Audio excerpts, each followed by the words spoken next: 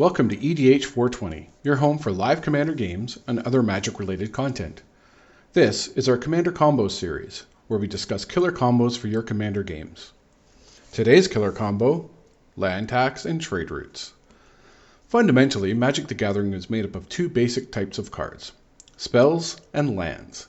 Land is the foundation of Magic the Gathering, and is always important. However, drawing too few lands, or drawing too many, can ruin your chances for a good game. If you draw too few, you risk stalling, therefore not being able to afford the cost of your spells. Draw too much, and you become flooded. Not having spells to cast limits your impact on the game.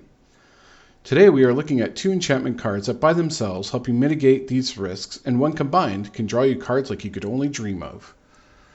First, let's talk about land tax. This is an old school enchantment. Here's how it works.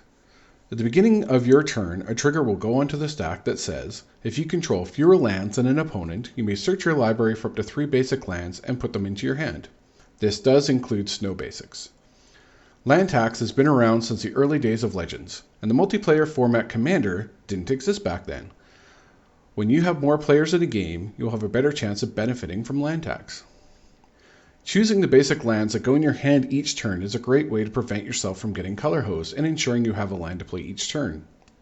Suddenly, you will find you have a lot of basic lands in your hand, and by default, you can only play one land per turn, so we need to find a different way to use these lands. Let's add trade routes and see what happens. A plucky little enchantment, originally printed in Mercadian Masks, trade routes lets you pay 1 colorless mana to either discard a land to draw a card, or return a land you control to your hand.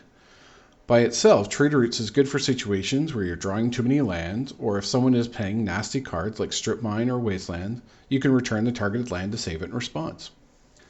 Once Mystic Sanctuary was printed, players have been looking for ways to play it over and over, allowing the recasting of big sorceries, instants, and extra turn spells. Trade routes gives you that ability pretty nicely.